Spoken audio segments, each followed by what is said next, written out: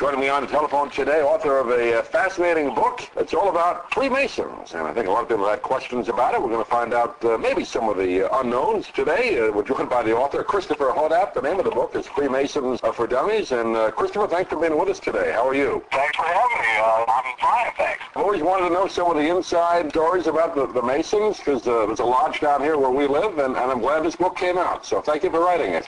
The organization is not known for giving out too much of what goes on. Have you received any negative feedback from your fellow Masons about it yet? Well, the only negative feedback I had was from guys who were not necessarily familiar with the Dummies series and didn't like having Freemasonry associated with the word dummy.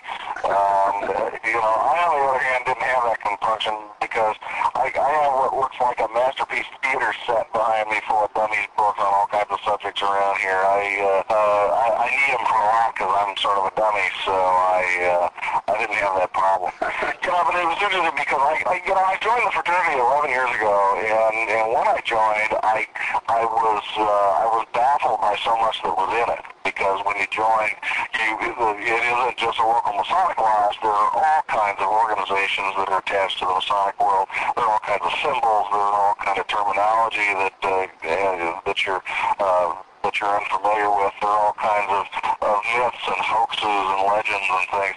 And so I went out after I joined saying, well, surely there's a Freemasons for Dummies out here someplace, and went looking.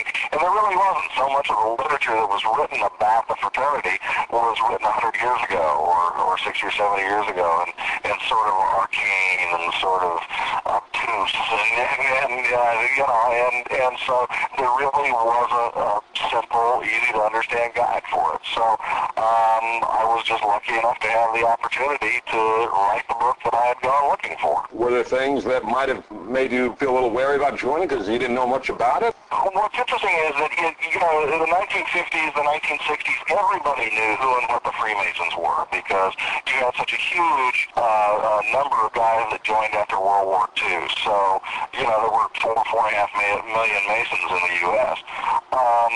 Unfortunately, their sons didn't join. The baby boomers didn't join. They went, I'm not a joiner. The last time I volunteered for something, they sent me to Saigon, and then you can't get more establishment than the Masons, and so the boomers didn't join, and so people slowly started to forget really what the Masons were. And so I was not really wary about them. I had done some a good amount of internet research before I joined. And really what motivated me to join was when my father-in-law passed away in Texas.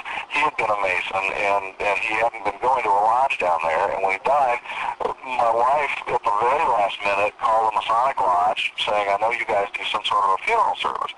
And they came, and they put on this absolutely magnificent service. They didn't know him. They'd never stayed in a lodge with him. They didn't know the first thing about him. All they knew was that the daughter of a Mason had called asking their help, and so they came. And the things that they said to us afterwards, we flew home on the plane that night, and I said, I got to be a part of that. So I wasn't wary at all, really. When you joined and you finally went through some of the rituals and what you have to go through to become a Mason, were there things that surprised you?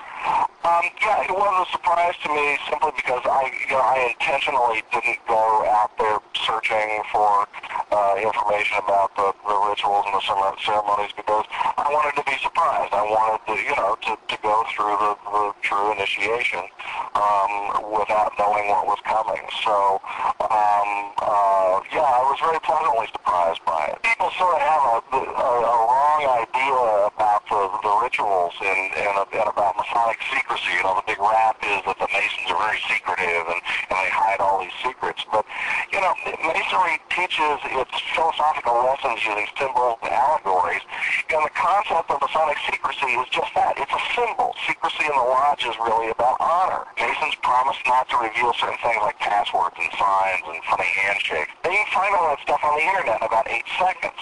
But Masonry came from a period of time when a man's word was his bond. He would say, you have my word of honor as a gentleman. Well, if I can't be trusted not to reveal something as stupid and insignificant as a password or a handshake, how can I be trusted with something that's really important? And that's really the symbol and the lesson behind Masonic secrecy. We're talking with Christopher Hodapp. The name of the book is Freemasons for Dummies. Well, why do you think it is that there's so many other clubs similar, maybe not exactly, but you have your Elks, you have your Rotary, your Kiwanis. They don't seem to get as much the negative side publicity as far as the positive side. The Freemasons does great things, but for some reason the Freemasons gets that negative publicity. Is it because of the secrecy that people think is there that really isn't? Yeah, number one, Freemasonry has been around longer than any of them. It goes back at least 300 years, and historically even older than that. Things like Kiwanis and Lions and Rotary are they're sort of a business luncheon type of organization.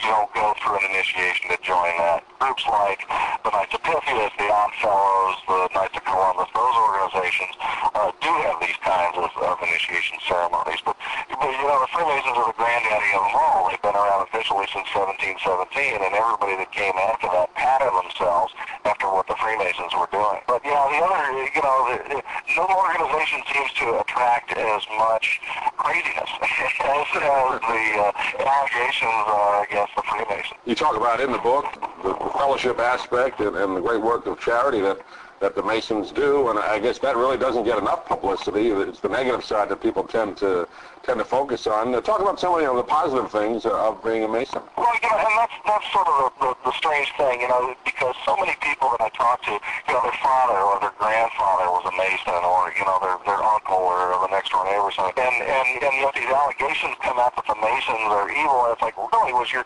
grandfather or your father or your great uncle Cletus, was he really a goat worshipping satanic magic dabbler? Really? I don't understand that.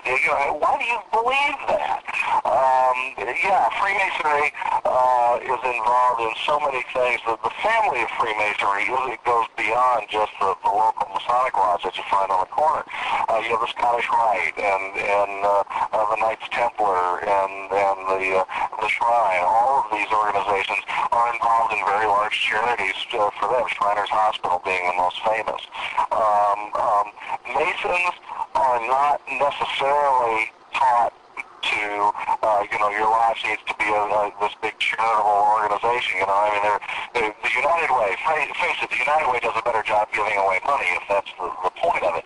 Freemasonry's lessons are for you to become a more charitable person and go out and get involved in your community and be a better dad and be a better husband and go to church or your synagogue or your mosque regularly, and be tolerant and accepting of your fellow man.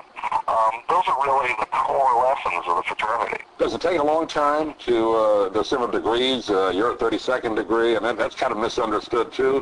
Does it take a long time to get into the Masons and raise through the ranks? Yeah, it is sort of misunderstood. No, it doesn't take a long time to go through when you join a local Masonic lodge, there are what are called 3 degrees, 3 ritual ceremonies that you go through, the entered apprentice, fellow craft, and master mason. Once you have done that, it's a misnomer. You'll hear people go, oh, well, you're a high-ranking Mason. You're a 32nd degree. That doesn't really mean that. It isn't like being a 5-star general. Just because the number is high, it doesn't mean that you're higher ranked than somebody else. There's no higher degree than the 3rd degree. The other ones are considered like continuing education. There's an interest now with the movies and the books that have come out, and if you checked out this book, Freemasons for Dummies, you'll get some answers. Maybe not every answer, but you give just enough where I think people will get a good idea if they want to decide to join. And Christopher Hodapp, we appreciate you joining us today in Sarasota, and hopefully we can talk to you again. But thanks for being with us. All right, thanks very much.